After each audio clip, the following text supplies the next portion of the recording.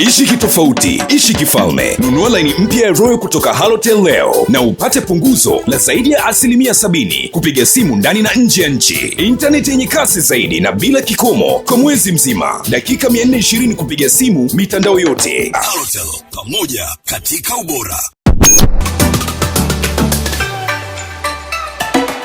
Watazamaji wa MCL Digital, hapa ni nyumbani kwa star wa kimataifa wa Tanzania ambaye ni nahodha wa timu ya taifa ya Tanzania, anacheza soka la kulipwa hapa nchini Ubelgiji. Si mwingine ni kama ambavyo unaona, ni nyumbani kwa Mbwana Samata, Mbwana Ali Samata. Watu wengi wa kule mtaani kwake alikokulia wanamfahamu vile vile kwa jina la Popa. Hapa ni nyumbani kwake na huyu ni kama Samata mwenyewe unavyomuona. Tumekuja hapa kwa ajili ya mahojiano yetu na sisi na yeye. Anafuatilia pambano la ligi kuu ya England. Lakini tumepata wasaa mzuri sana kuongea na Samata mambo mawili machache. Mbwana vipi? Poa. Watanzania wamekuwa na maswali mengi sana kutokana na kiwango ambacho umeonyesha msimu huu hapa Ubelgiji, mpaka sasa hivi ukiwa ni mfungaji bora na mabao 23. Sijui nini siri adaption kuanzia ule msimu wa kwanza, msimu wa pili na mpaka msimu ambao unaonekana umeperform zaidi. Mimi nafikiri kubwa ni kuzoea mazingira, kwa sababu nafikiri watu wengi wanafahamu jinsi ilivyokuwa. Nilipofika siko katika kiwango ambacho nakionyesha leo, ilibidi nianze kuadapt polepole na kuzoea mazingira, lakini vile vile kujua ni aina gani ya mchezo ambao natakiwa kuucheza. Watu wengi walikuwa wamenizoea kuniona mimi labda napenda kuwa na mpira muda mwingi, napenda kukimbia, lakini kwa jinsi ambavyo niliangalia ligi baada ya kufika huku na kuanza kuzoea mazingira, niligundua kwamba sitakiwi kuwa nakimbia na mpira muda mwingi au kuwa na mpira muda mwingi au kuomba mpira muda mwingi ili kuweza kupata mafanikio. Kwa hiyo nilielewa ligi na nafikiri kitu ambacho kimeweza kunisaidia.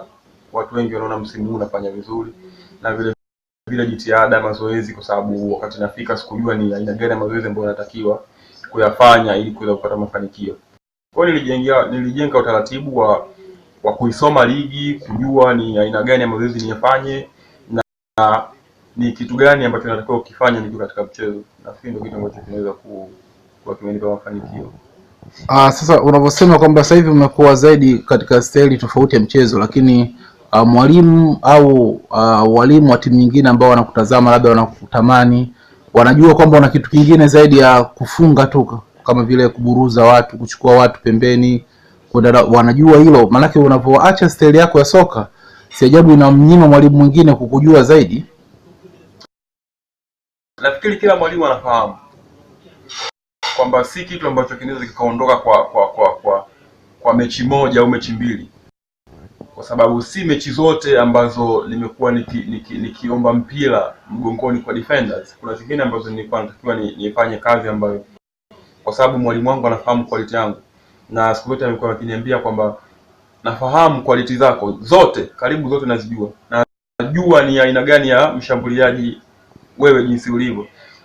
Kwa hiyo amekuwa akinipangia kwenye game kwamba leo nataka uwe hivi, leo nataka uwe hivi, kwa sababu kuna mechi zingine pia nilikuwa nacheza kama wings.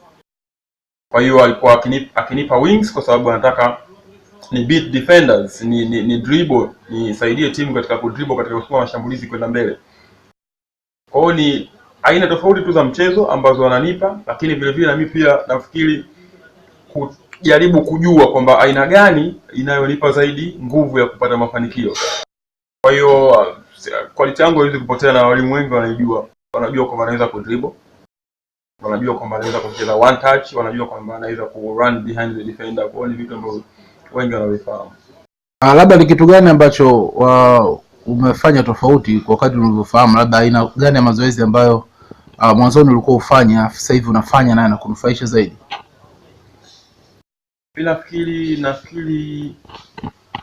Nafikiri ukiacha yale ambayo watu wengi wanaweza kuwa wanajua, labda kuingia gym, kukaza misuli, mazoezi ya kawaida ya uwanjani, finishings. Lakini siri kubwa, nafikiri hata kwenye mtandao wangu wa kijamii wa Instagram nilijaribu kuweka video 2-3 nikiwa kwenye maeneo ya milimani.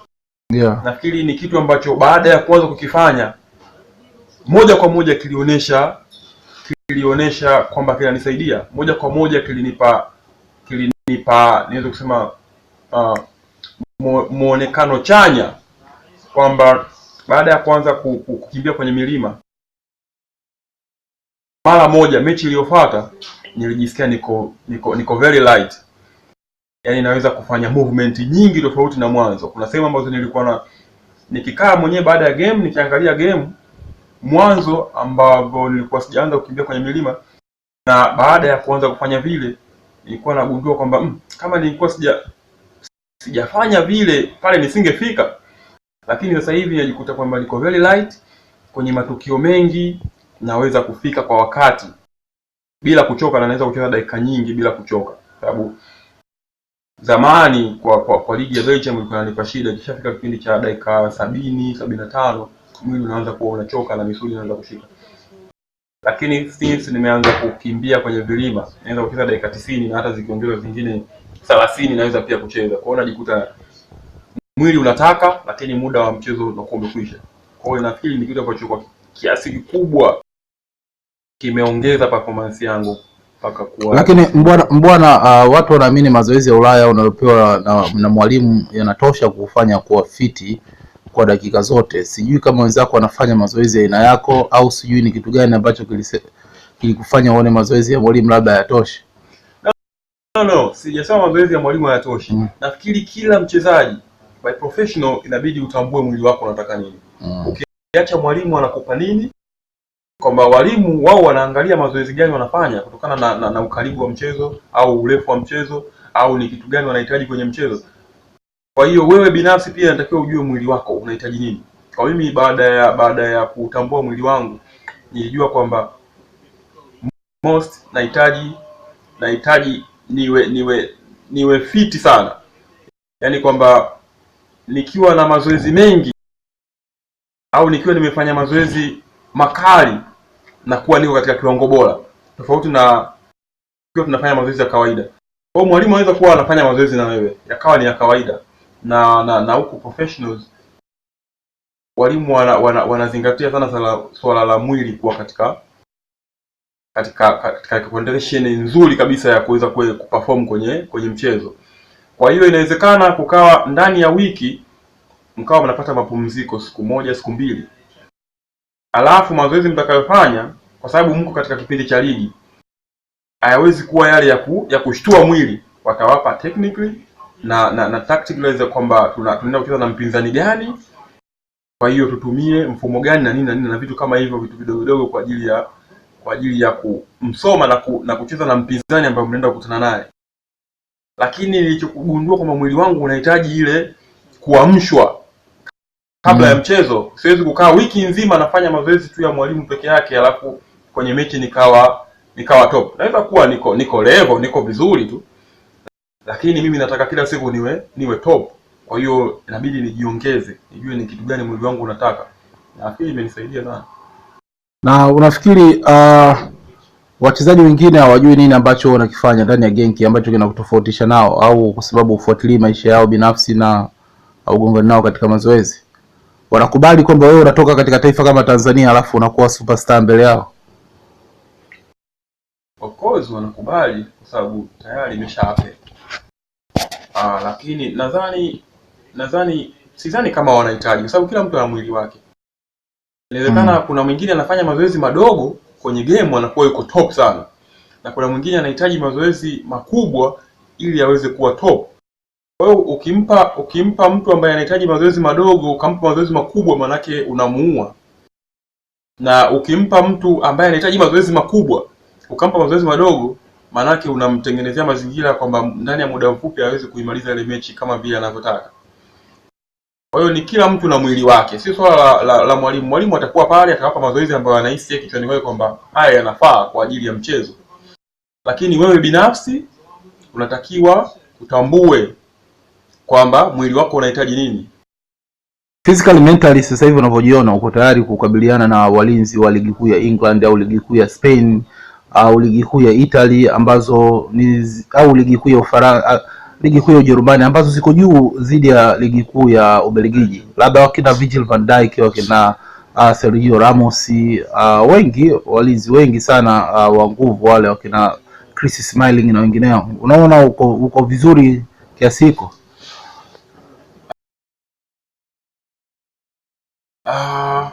Unajua bwana, uwezi, zile ni ligi ambazo zimeipita kwa kiasi kikubwa sana Belgium. Uwezi kusema naweza kukabiliana nao ikiwa hujawahi, utakuwa unadanganya. Mimi nafikiri kwa kipindi hiki tayari nimeshaonyesha kwamba naweza kufanya vizuri kwenye ligi ya Belgium, kwamba hata nikikaa msimu ujao, msimu mwingine, hata nikikaa msimu mitano, naweza kuicontrol Belgium nikafanya vizuri kwa hapa. Lakini siwezi kuwazungumzia wa ligi tofauti ikiwa sijawahi kukanyaga huko.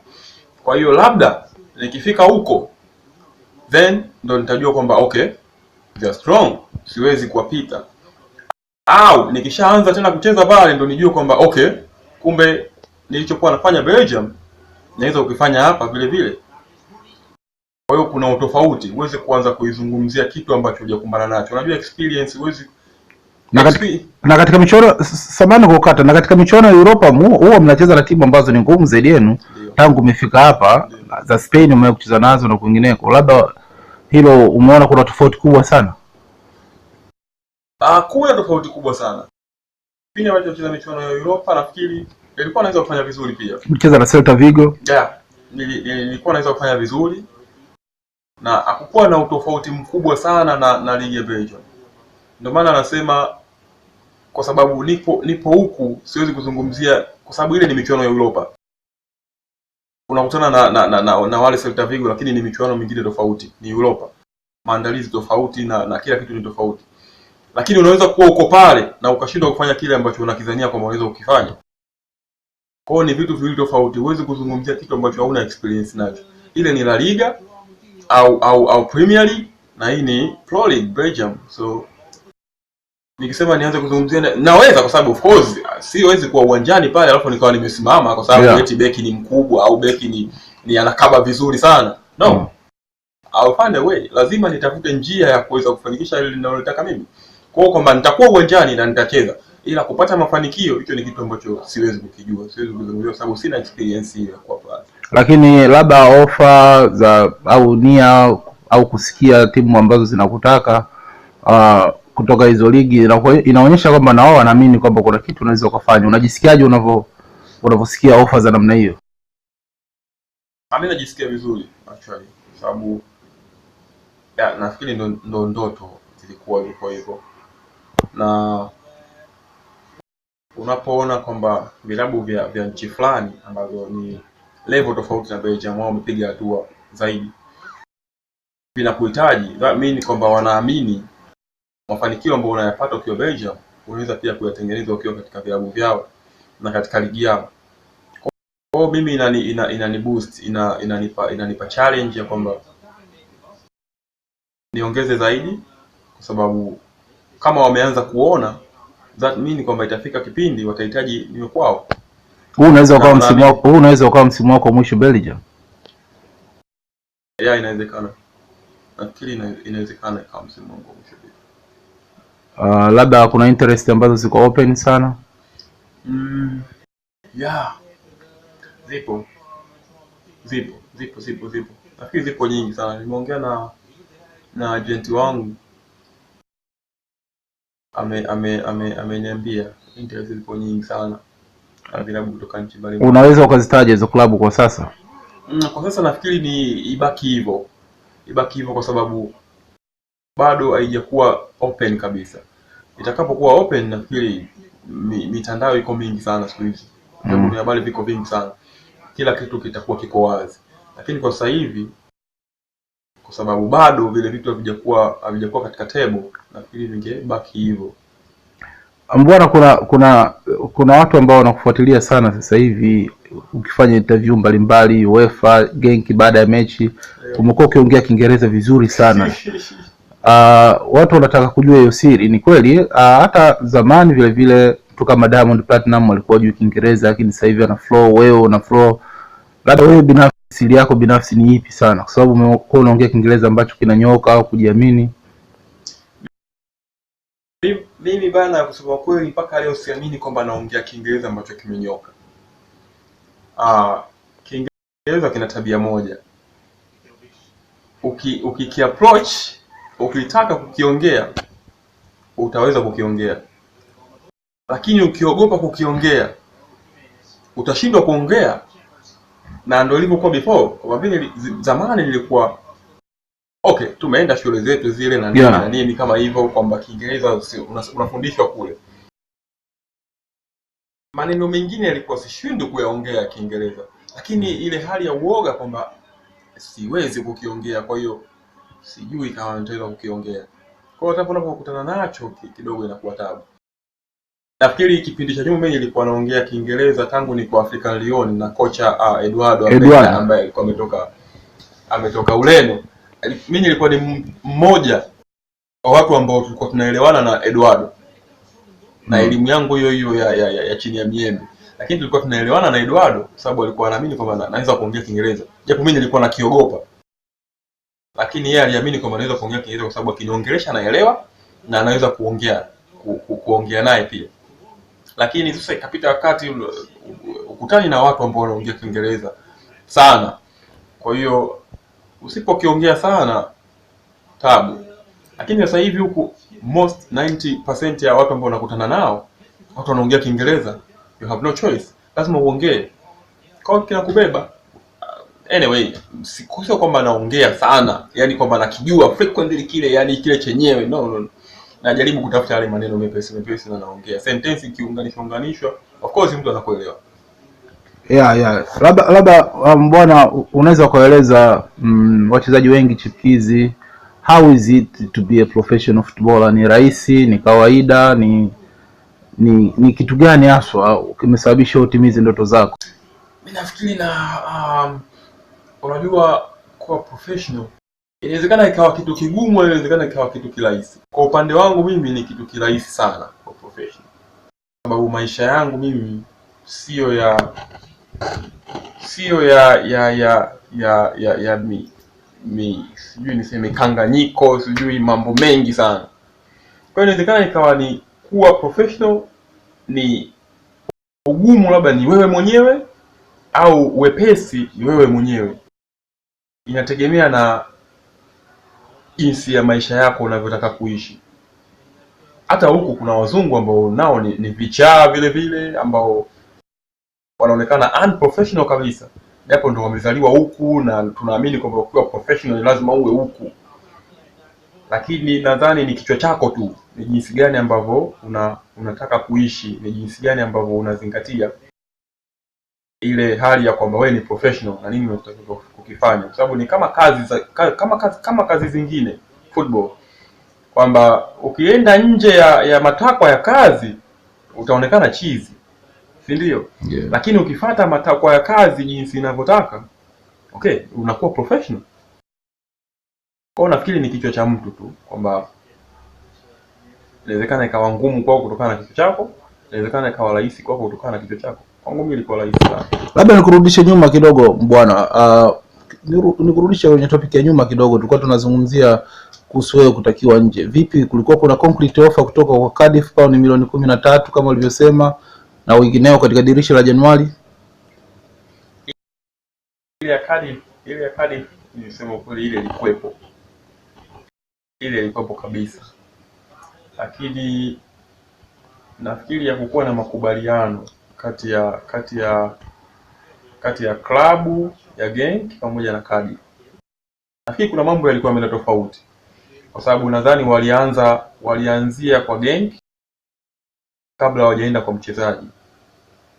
Kwa hiyo baada ya kushindwana huko, I don't know, sijui chochote, lakini 80% ile ilikuwepo. Na mimi nilishakuwa alert kabisa, nilishajua kwamba kuna kitu. Lakini nafikiri walishindwana. Kama ingefika kwako, unadhani Cardiff ingekuwa klabu sahihi kwako wewe? Unajua huwezi jua bwana, kwa sababu nani alidhania kwamba Genk ingekuwa klabu sahihi kwangu? Of course, kwa sababu watu wengi walijua kwamba ulitakiwa kuwa na klabu moja ya kuanzia labda Ubelgiji au Uholanzi, lakini kwa sasa hivi kwa mabao uliofunga na watu wanavyokuangalia si tu Tanzania lakini hata kwingineko, kwamba huyu ni mchezaji ambaye anaweza akacheza mid table teams, sio Cardiff ambayo sasa hivi ina struggle isishuke daraja. Watu wanakuweka wewe kwenye rank ya Everton, Newcastle, Leicester City. Kwa hiyo ndio bana watu walikuwa wanaoji kama ingefika kwako kweli ungeipokea kwa mikono miwili. Cardiff City ambayo inacheza Premier League na Genk ambayo inacheza Pro League, from Genk to Cardiff ni unapanda au unashuka? Ni unapanda. Of course, so I'll be ready because mimi ni nataka kupanda always, doesn't matter ni hatua ngapi napanda, but hatua ambazo napanda, kwa sababu from Mazembe kuja Genk, nafikiri Watanzania wengi walikuwa hawajui Genk, but for me ilikuwa ni napanda, mimi sishuki. Kwa niliamua kuja huko kwa sababu ilikuwa ni napanda. Ningeweza kusema okay, kwa sababu sijui Genk, ngoja mimi nikae zangu Mazembe mpaka zije zile klabu ambazo kila mtu ataona klabu fulani namtaka Samata. No, lakini kwa mimi ilikuwa napanda, natoka Kongo, Afrika na kwenda Belgium, ni Europe. Kila kitu kitakuwa kule kiko open zaidi tofauti na nikiendelea kukaa hapa. Kwa anyway, napenda kucheza Premier League, na nafikiri kila mtu analijua hilo. Unapoenda Cardiff, okay, labda timu ina struggle, lakini mchezaji mzuri siku zote, nyota siku zote inaonekana tu, hata kwenye kiza. Kwa hiyo ilikuwa mimi napanda, and then hatujui kitakachoendelea mbele. Naweza kufanya vizuri pale Cardiff, ukaenda sehemu yoyote nzuri zaidi ya Cardiff. Turudi kidogo kwenye masuala mengine ya kijamii bwana. Kuna msikiti mkubwa ambao unaujenga maeneo ya kule kwenu Vikindu kule. Labda kitu gani kimekumotivate, au ni kwa nini umeamua kufanya hivyo?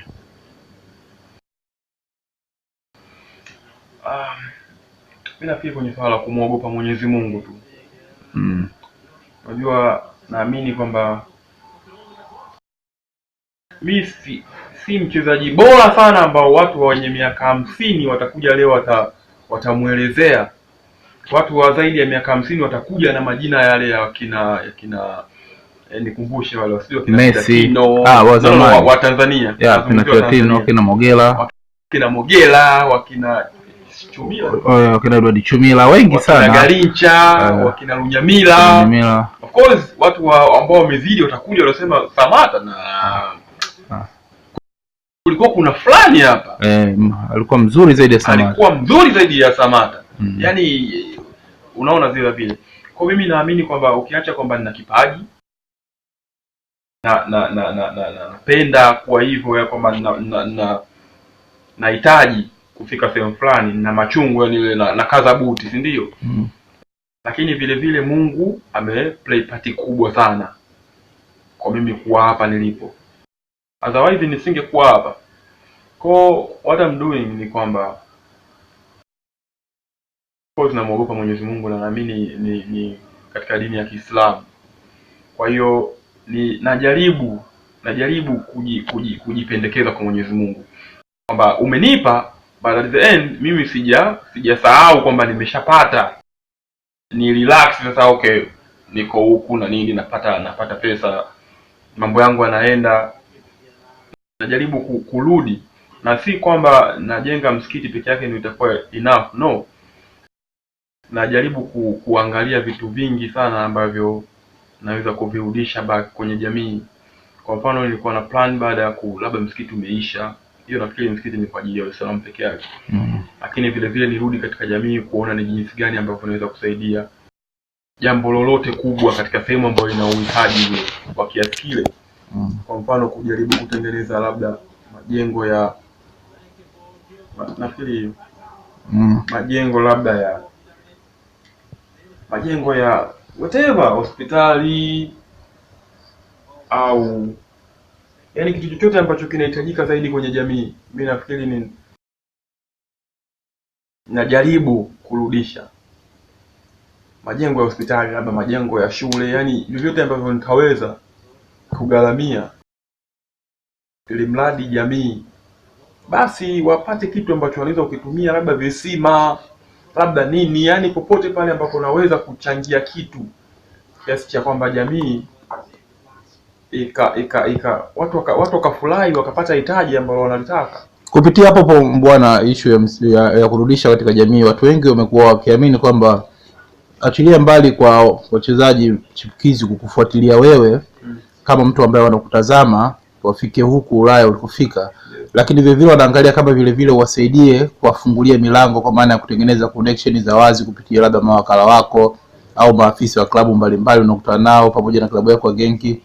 Hilo unalitazamaje? Labda tayari una mchango gani katika hilo? Bwana, nafikiri ni time tu inanibana, kwa sababu mimi mwenyewe bado inabidi nicheze tena, bado nafikiri nina safari ya kwenda, kwa hiyo inabidi nicheze, lakini nilikuwa nimeplan since toka mwaka jana, na nakumbuka nishawahi kuongea na Shafii Dauda na baadhi ya marafiki zangu ambao niko nao karibu, kwamba nahitaji kupata connection kwanza, alafu nifungue kama vile let's say labda players management ambayo yenyewe itakuwa ni imebase kwa Tanzania wale vijana wale, ili niwe na connection na ni sign mikataba na wachezaji vijana kwa lengo la kuwasaidia, kwamba kwa sababu mimi nimepitia mikasa mingi sana ya mawakala. Kwa hiyo sipendi wachezaji wengine wa Tanzania ambao wanapenda kuwa na mafanikio wapitie ile mikasa. Kwa hiyo nilikuwa nafikiria kufanya hilo jambo, lakini mwisho wa siku sasa nakuja na mimi nakuwa niko busy, kwa sababu inabidi nicheze, inabidi nionyeshe, inabidi ni concentrate katika kazi yangu, lakini najaribu kutafuta njia ya kuweza kuwasaidia wachezaji wengi vijana, na nafikiri baada ya muda fulani nitaanzisha hiyo players management kwa ajili ya kuwasaidia wale wachezaji wadogo ambao wanahitaji kuwa na mafanikio. Sehemu vilabu viwili vitatu tupate agents ambao wanaweza kuwa wanachukua wachezaji Tanzania, kwa sababu mostly nafikiri maagenti wengi hawaamini kwamba wanaweza kupata vipaji Tanzania, kwa sababu hakuna watu wengi ambao wametoka kule Tanzania players kuja Europe na kufanya vizuri. Unajua maagent ile ni biashara, si walaumu, kwa sababu mimi naamini kwamba Tanzania kuna vipaji vingi sana vizuri tofauti na nchi ambazo wao wanakwenda, lakini at the end nchi ambazo wanakwenda zilikuwa na wale legend wale.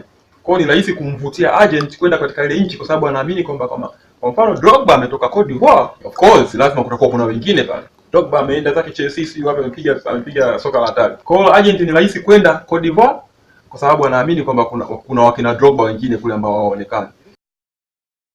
Kwa kwanza nijaribu mimi mwenyewe kwenda mbali, ili hata nikitengeneza zile connection watu wanajua kwamba mtu ambaye tunafanya naye connection ni tayari yeye mwenyewe ashapata mafanikio makubwa, and then hawezi kuwa labda anachagua mchezaji au anapendekeza mchezaji ambaye hakuna jicho la tatu ambalo limemwangalia, kwa sababu yeye mwenyewe ni jicho la tatu tayari, anajua wachezaji. Kwa hiyo ni hivyo najaribu, lakini still kwamba inabidi nitumike na mimi inabidi niwe busy, ni concentrate. Siwezi kuwa na vitu viwili huku na huku na kwa ni mtihani, lakini itafika wakati nitatengeneza hicho kitu kwa ajili ya kuwasaidia wale madogo wale watoke. Mbona labda mabosi wako wa Genki, kocha, benchi la ufundi na wachezaji wenzako wengine wanajisikiaje wewe kuwa nahodha wa timu ya taifa ya Tanzania? Wanajua kuhusu Tanzania? Wanajua lolote? Nadhani before walikuwa wafahamu, kwa sababu wengi walikuwa wakiniuliza Tanzania inatoka wapi, yani ni sehemu ya wapi na nini, yani iko pati gani Afrika kule vipi. Nafikiri before kabla sijaje walikuwa wafahamu, lakini after nimekuja huku wengi wameanza kujua Tanzania, wengi wanapenda kwenda kutembelea Tanzania. Wengi wakisikia Tanzania of course Tanzania tayari wengi wanajua kwamba Samata ni Mtanzania. Kwa wanaposikia Tanzania sio kitu cha ajabu tena mtu aanze kujiuliza Tanzania ni wapi. No. Kwa hiyo nafikiri wana furaha tu, na nimekuja huku mimi nikiwa tayari ni captain. Kwa hiyo ni kitu ambacho akijabadilika katika akili zao, kwa sababu tayari nilishakuja huku nikiwa captain. Ulijisikiaje Stars kufuzu AFCON? I say, yani sijui, yani siwezi kuelezea actually nilijisikiaje, but was fantastic. Yani sijui ingekuwaje kama tusingefuzu, kwa sababu tangu grupu limepangwa, basi nilikuwa naongea na wakina nafikiri Imidi, Thomas Ulimwengu, nikamwambia this time tunakwenda AFCON. Tayari wametuongeza timu 2 katika group, na angalia group letu jinsi lilivyo. Nafasi yetu ya kwenda AFCON sisi ni kubwa. Kwa hiyo ni kitu ambacho nilikuwa nimekizungumza na vile vile nilikuwa na hamu, kwa sababu ukiacha kwamba profile yangu kama mchezaji inakwenda juu, lakini vile vile vitu vingi ambavyo kimoja kilikuwa kinaniumiza ni kwamba leo tukirudi Tanzania tukianza kuzungumzia AFCON, hakuna mtu anayemzungumzia Samata, hakuna mtu anamzungumzia Thomas Ulimwengu, hakuna mtu anamzungumzia Chirunda, sijui Imidi, sijui Faridi, sijui Msuva. No. Tukikaa tunazungumzia Tanzania AFCON, tunarudi katika Pitatino na wakina Red Getenga. Kwa ni kitu ambacho nilikuwa tufute hicho kitu kwanza. Haiwezekani tukawa tunazungumzia, watanisamee of course, wanajua kwamba mimi nilikuwa nataka mafanikio. Si kwa ubaya, lakini ilikuwa ni lazima tufute. Ilikuwa ni changamoto. Umejipa changamoto kwamba lazima tufute. Tukianza kuzungumzia AFCON leo, tunazungumzia Samata, Msuva, sijui Aishi, tunazungumzia watu kwa sababu happen just miezi 3 iliyopita imehappen hicho kitu. Kwa leo huwezi kurudi tena kwa Pitatino ukaanza kumzungumzia mtu kale tayari timu imeshafuzwa. Kwa hiyo ilikuwa ni changamoto, ilikuwa ni challenge ambayo mwisho wa siku nafikiri imefanikiwa. Na ni kitu ambacho kwa kweli nijisikia vizuri na binafsi, na pamoja na Tanzania pia inasogea katika ile ramani ya mpira ambao mimi nilikuwa kila siku nikiiota. Watazamaji wa MCL Digital, tulikuwa tunaongea nyumbani hapa jijini Genki na nahodha wa timu ya taifa ya Tanzania Mbwana Samata Popa, ambaye anacheza hapa soka la kulipwa akiwa katika msimu wake wa mafanikio zaidi tangu awasili hapa takriban miaka 3 sasa Mbwana imepita. Miaka 3 kama na nusu. Tangu Januari ya 2016. Yeah, mengine mengi sana utayapata kupitia katika magazeti yetu ya Citizen, Mwananchi na Mwanaspoti, na vile vile tutapata nafasi ya kuendelea kufanya mahojiano na Mbwana